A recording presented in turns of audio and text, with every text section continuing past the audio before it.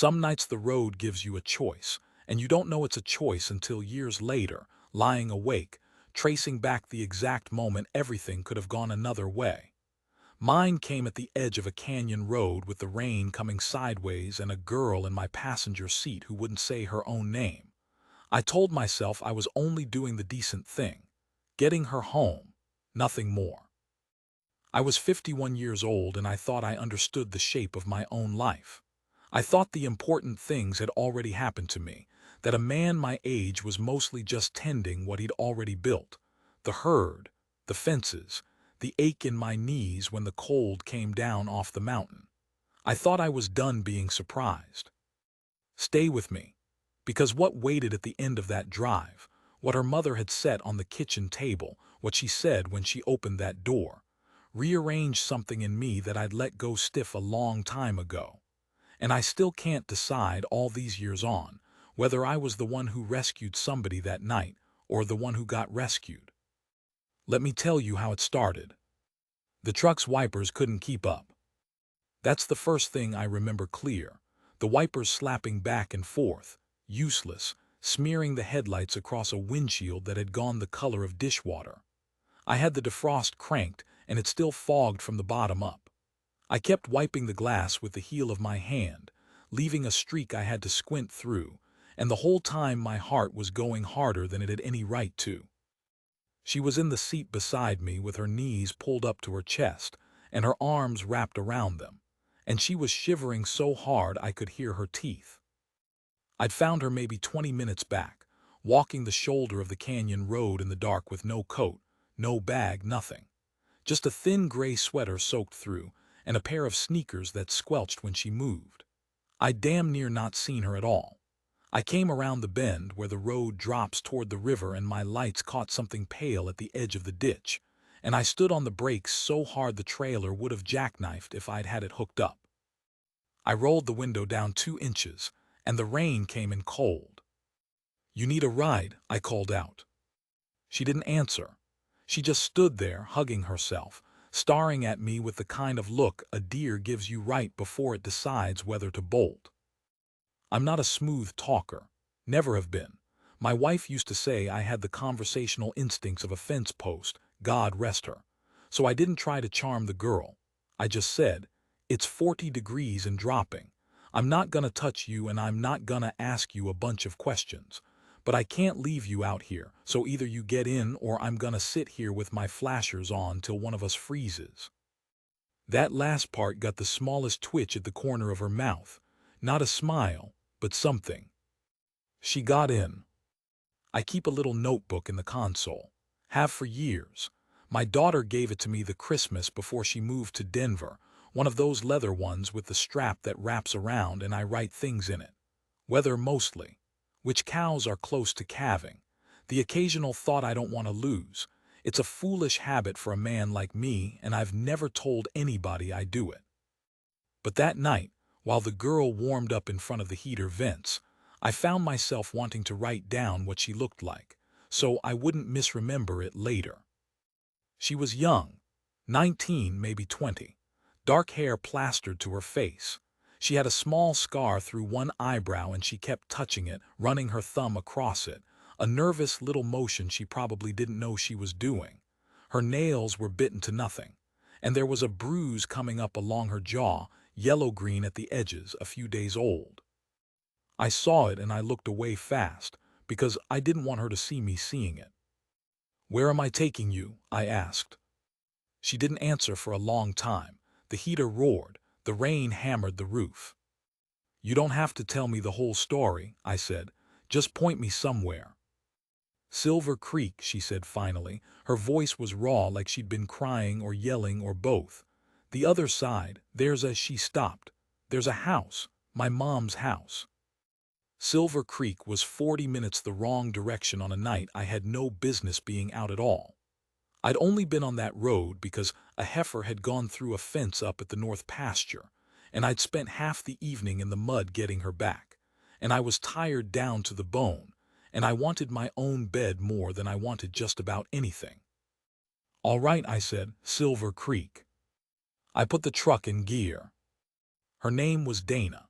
She told me that much after the first 10 minutes, in the grudging way you give up information to a stranger you've decided probably won't hurt you, but haven't fully ruled it out.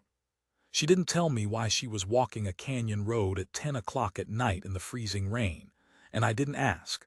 And for a good long while, we just drove in the dark with the radio off and the storm doing all the talking.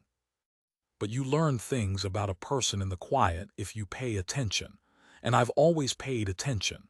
It's about the only thing I'm truly good at. I learned she flinched when my hand moved toward the gearshift. Every time.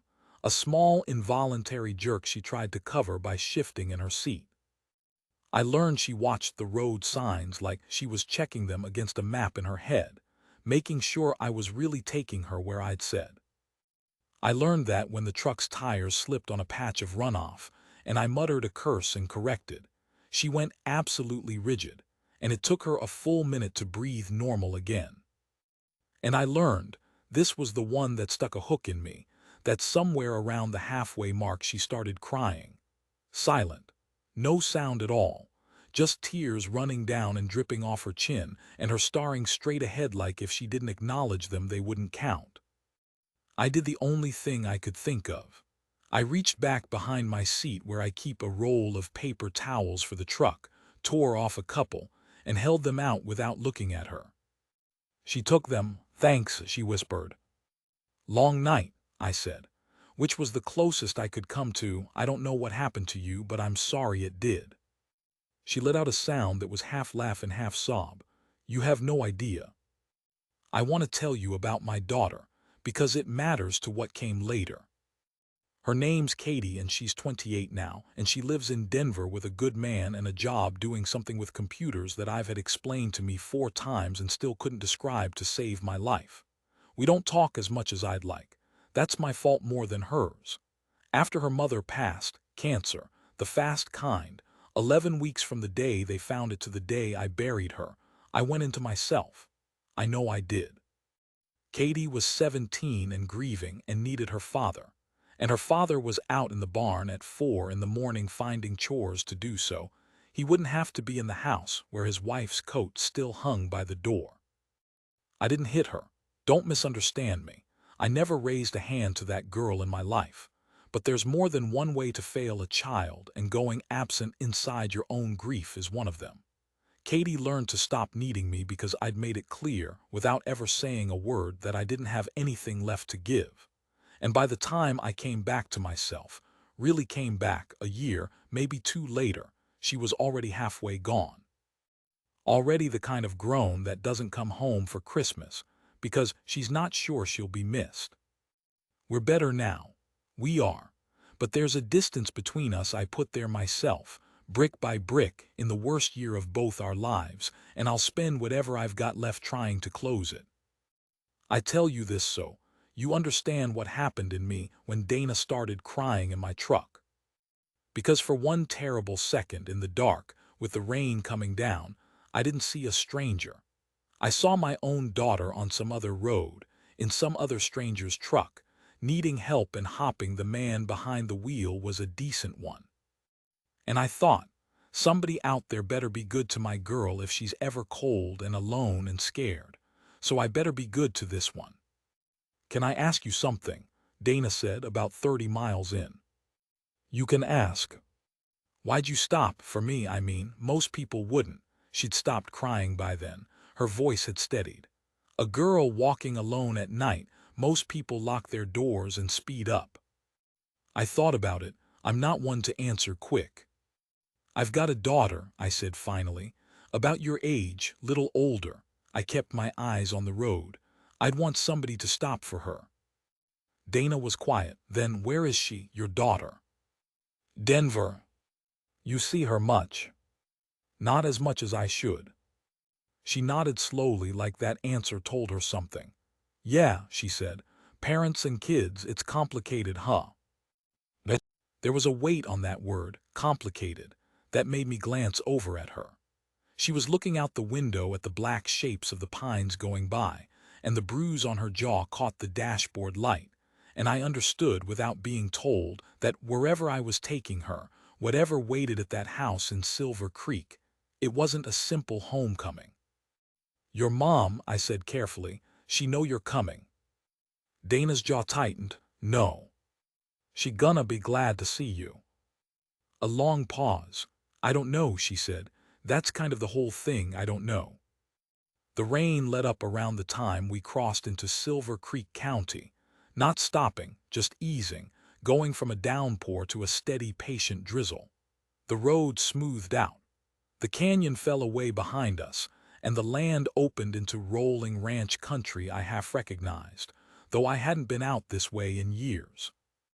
Dana had gone quiet again, but it was a different quiet now. Before, she'd been guarded, folded up tight. Now she just seemed scared. She kept picking at the hem of her wet sweater, unraveling a loose thread, winding it around her finger and letting it go. "I ran away," she said suddenly, out of nowhere, like she'd been building up to it the whole drive. "2 years ago, I was 18. Me and my mom we had a fight, a bad one, the kind you can't take back." She pulled the thread tight around her finger until the tip went white. "I said things, she said things, and I left. Packed a bag and got in my boyfriend's car, and I told her I was never coming back, and I meant it. God, I meant it so much. I didn't say anything. Some stories you just have to hold the door open for." "The boyfriend," she went on, and her voice cracked on the word. "He was the reason for the fight, actually. My mom saw what he was and I didn't, or I did and I didn't want to." Her hand went up to the bruise on her jaw, touched it, came away. "Turns out she was right. Took me 2 years and a lot of—" She stopped. She was right about all of it. The thread finally snapped in her fingers. "So tonight I finally got out, for good. And I didn't have anywhere to go, and I didn't have any money, and I've got no phone because he took it, and I just started walking, and I thought," she laughed, wet and broken, "I thought maybe I could go home, except I don't even know if home's still there. I haven't talked to her in 2 years. 2 years, mister. I don't even know if she—" She couldn't finish it. But I knew the shape of the fear. "I don't even know if she still loves me. I don't know if I burned it all down. I don't know if there's anything left to go back to." I knew that fear because I'd lived on the other side of it, the parent side, wondering if my own kid would ever really let me back in. "Dana," I said, and I surprised myself because my voice came out rougher than I meant it. "Listen to me. I've got a daughter I hurt bad. Not like your situation. But I hurt her, and I went years thinking maybe I'd ruined it for good, maybe there was no coming back from what I'd done." She was watching me now. "There's almost always a way back," I said. "It's not always the way you picture it. Sometimes it's slow and it's hard and it costs you your pride. But your mom—" I had to clear my throat. "A mother who was right about a boy like that and who's been sitting in a house for 2 years wondering where her girl is. That's not a woman who stopped caring. That's a woman who's been scared out of her mind." Dana pressed the paper towel to her eyes. "You don't know her," she whispered. "No," I admitted. "I don't.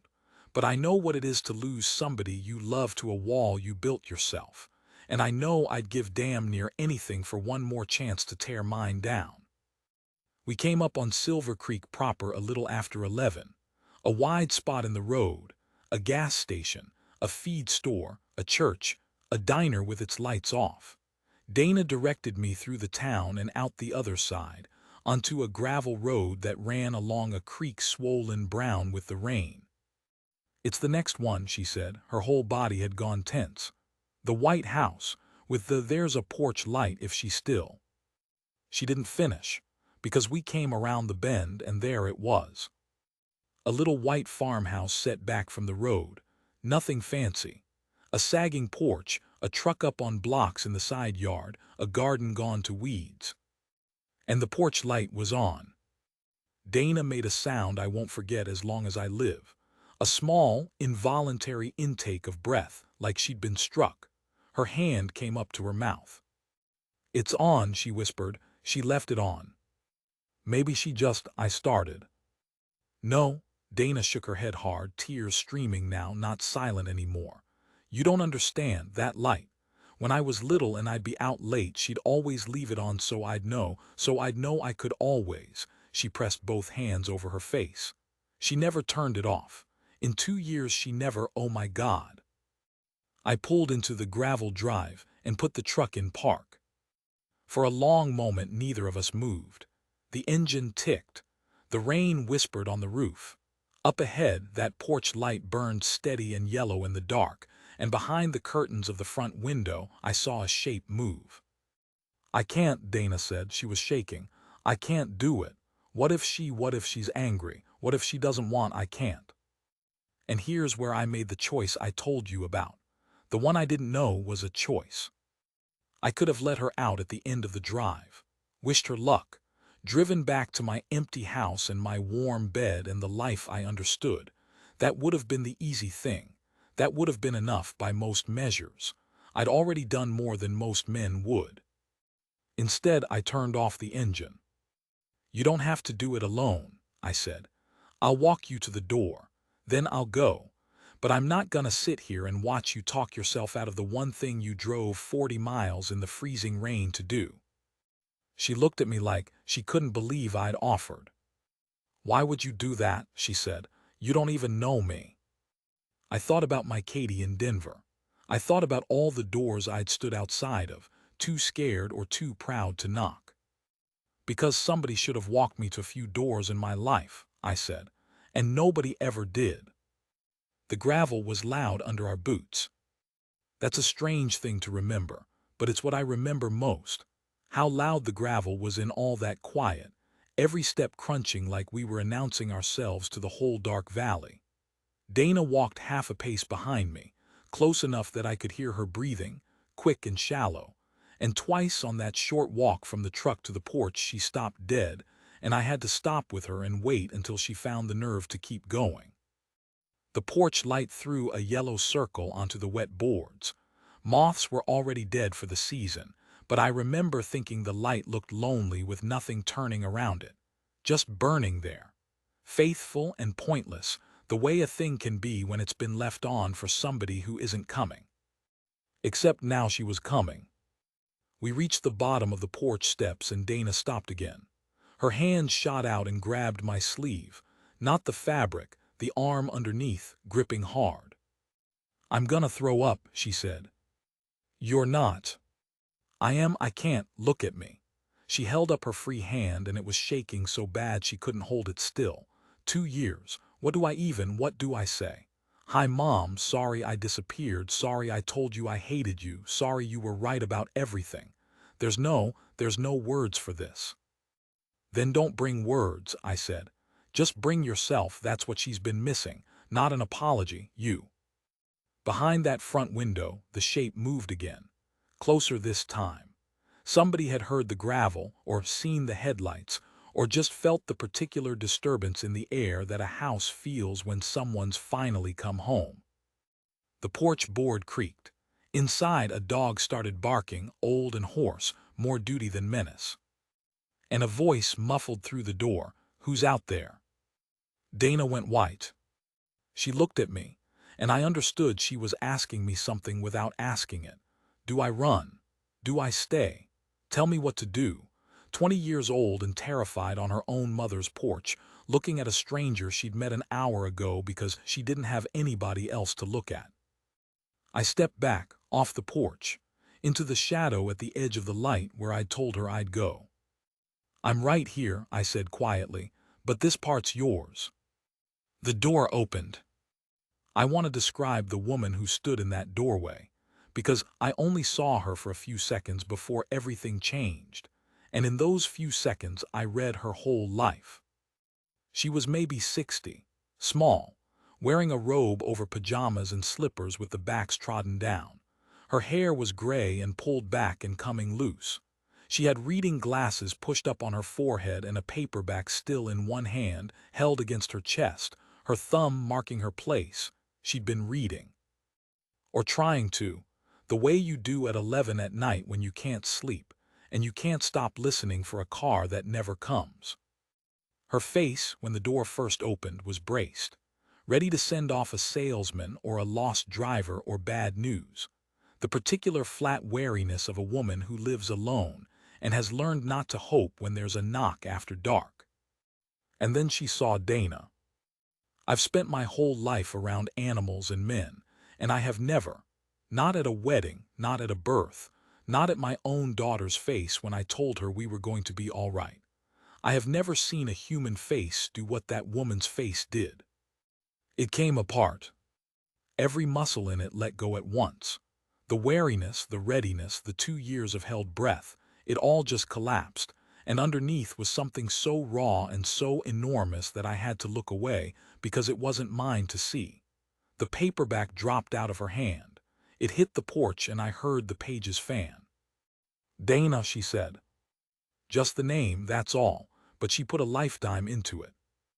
Dana made a sound like a wounded thing and crossed that porch, and her mother caught her, and the two of them went down onto their knees right there in the doorway, wrapped around each other, and neither of them was saying anything you could call words, just holding on.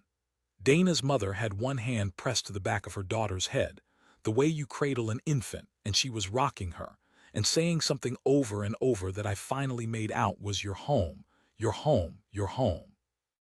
I stood in the dark at the edge of the light, and I felt like the biggest intruder in the world. I turned to go. I got as far as the truck door, had my hand on the handle, and a voice called out behind me, thick with crying but clear. "Wait, please, wait." I turned around. Dana's mother had gotten to her feet. She had one arm still around her daughter, who was clinging to her side and couldn't seem to let go, and she was looking at me across the dark yard with the porch light behind her so I couldn't quite see her face. "You brought her to me," she said. "Yes, ma'am. Found her walking the canyon road. She just needed a ride." "In this," she meant the rain, the cold, the black night. "You drove her all the way out here in this." "It wasn't far out of my way," I lied. She came down off the porch, slippers and all, right out into the wet gravel, and she walked up to me and she took my hand in both of hers. Her hands were small and cold and shaking. "I don't know your name," she said. "Frank," I told her, "Frank Delaney." "Frank," she said it like she was memorizing it. "I'm Ruth, that's my Dana, that's my baby." Her voice broke. "I have prayed," she stopped, pressed her lips together, started again. "Every night for 2 years I have prayed to God that somebody good would find her, that if she was ever out there cold and lost, somebody with a decent heart would." She couldn't finish.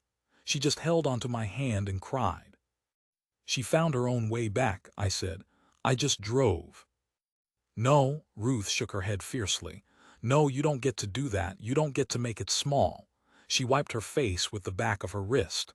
"You have no idea what you did tonight. No idea.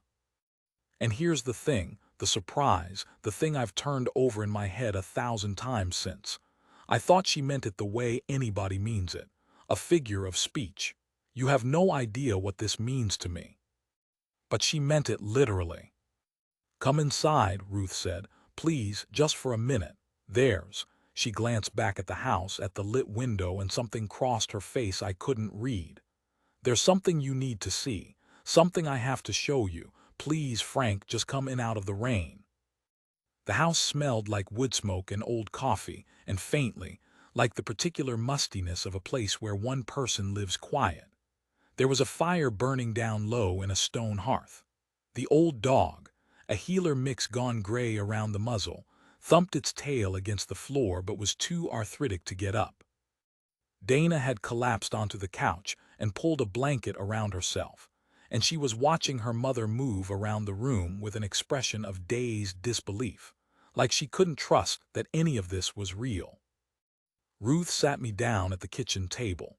She was still crying, on and off, wiping her eyes and then getting hit by a fresh wave when she'd look over and see Dana really there. She put the kettle on out of pure habit, hands needing something to do. And then she went to a shelf in the front room and took down a wooden box. It was one of those old cigar boxes, worn soft at the corners.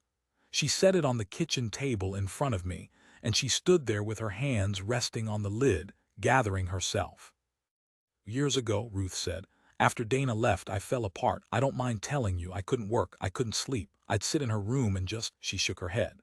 "My sister finally dragged me to see somebody, a counselor over in the county seat, And this counselor, she told me to do something that sounded foolish at the time.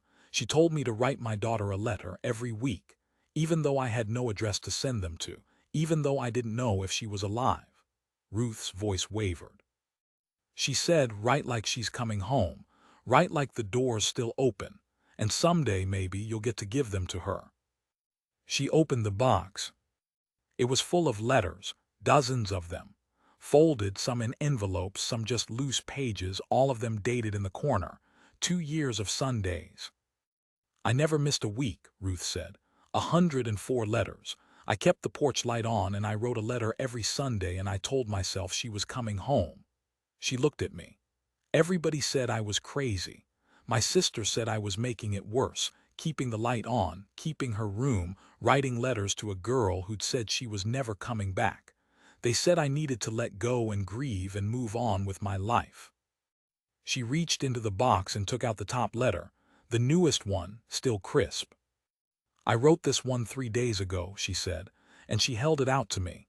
Read the last part, please, I want you to. I didn't want to. It felt like the most private thing in the world.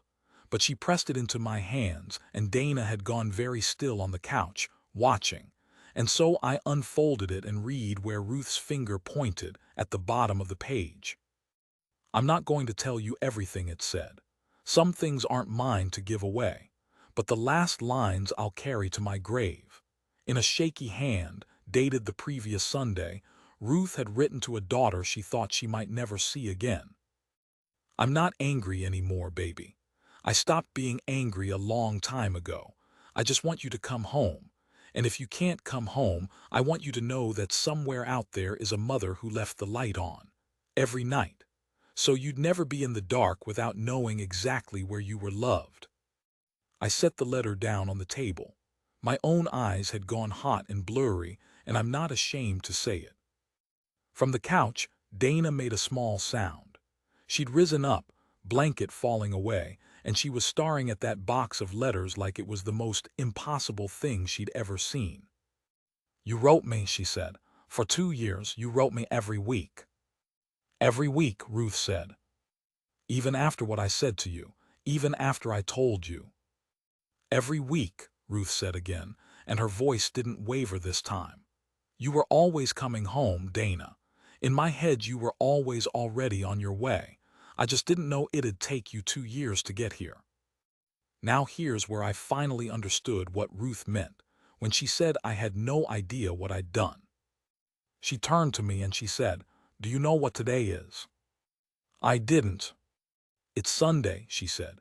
It's Sunday, Frank. In about, she glanced at the clock over the stove, 40 minutes it won't be any more. And in 2 years I have never once missed writing the Sunday letter. Tonight I was sitting right there in that chair with the pen in my hand and the paper in front of me, and I could not do it. For the first time in 2 years I couldn't write it. I sat there and I thought, what's the point? She's not coming. I'm an old fool talking to a box. And I put the pen down and I decided I was done. I decided that was the last one, the one from 3 days ago, and I was going to stop, blow out the candle, turn off the light, let her go. The kitchen was dead silent, except for the fire and the old dogs breathing. And then I heard gravel in the drive, Ruth said. The exact minute I'd given up. The exact minute. She looked at me with something like wonder and something like fear. You brought my daughter home on the one night in 2 years I stopped believing she'd come. If you'd been 10 minutes later, if I'd already gone up to bed and turned off that light. Dana's breath caught. I saw the light, she whispered. That's the only reason I got out of the truck, because the light was on. If it had been off, I would have told him to just keep driving. I'd have thought you didn't want me. The two of them looked at each other across that little room, and I watched the full weight of it land on both of them at the same time. How close it had come. 10 minutes, a light switch, a moment of a tired woman's despair, and they'd have missed each other by the width of a hair, maybe forever. You kept it on one more night, Dana said. You almost stopped, but you kept it on one more night. I couldn't reach the switch, Ruth said, and she laughed through her tears, a helpless, watery laugh. That's the truth of it. I got up to turn it off and I got as far as the switch and I just couldn't make my hand do it. One more night, I told myself. I'll turn it off tomorrow. One more night. I stayed longer than the minute Ruth had asked for. She made the tea and then made toast because she said I couldn't leave without something in my stomach on a night like this. And I sat at that kitchen table and watched a mother and daughter begin the long, slow work of finding their way back to each other. It wasn't smooth. It wasn't a movie. There were hard moments even in that first hour. Dana started to explain about the boyfriend and had to stop, and Ruth's face went to a place of pure murder before she got hold of herself. And there was a stretch where they both cried and couldn't talk at all. But underneath it, holding it all up, was the plain, enormous fact that they were in the same room, that the door had opened, that the light had been on. Around midnight, I stood to go. Ruth walked me out to the truck. The rain had finally stopped and the clouds were breaking up and you could see a few stars over the ridge. "I don't know how to thank you," she said. "You already did about 4 times. I opened the truck door. "You take care of that girl, Ruth. She's been through something. She's gonna need you steady." "I will," she hesitated. "Frank, that daughter of yours in Denver." I'd told her, somewhere in the tea and the toast, about Katie, about the wall I'd built. I don't know why I told her. It just came out, the way things do at midnight in a warm kitchen after you've watched a miracle happen. "When's the last time you called her?" Ruth asked. Not texted, called, heard her voice. I had to think about it, and the thinking was the answer. Ruth put her cold, small hand on my arm one more time. "I sat in that house for 2 years thinking the wall between me and my child was permanent," she said. "That I'd said too much, waited too long, that it was too late." She nodded back toward the house, toward the lit window where her daughter sat wrapped in a blanket. "It wasn't too late. It's almost never as late as we think it is, Frank, but you have to leave the light on. And every now and then, you have to be the one who drives out into the dark. I want to tell you I called Katie that night. I didn't. I'm a slow man and an old one, and I drove the 40 minutes home in the clearing dark with my head too full to do anything but drive. But I called her the next morning. She answered on the 4th ring, wary. We didn't call each other for no reason, and a call before 9 meant something was wrong. "Dad, what's the matter? Is everything okay?" And I sat there at my own kitchen table in my own quiet house, and I found I didn't have a smooth way to say it. Never have. Conversational instincts of a fence post. "Nothing's wrong," I said. I wanted to hear your voice, that's all. I had kind of a night and it made me think about some things and I realized I don't call you enough. I don't call you near enough. And I'm sorry for that. I'm sorry for a lot of things, Katie, going back further than the phone." There was a long silence on the line. Long enough that I thought maybe I'd finally waited too long, said too little too late. Then my daughter said in a voice gone small and young, "Dad, are you okay? You don't talk like this."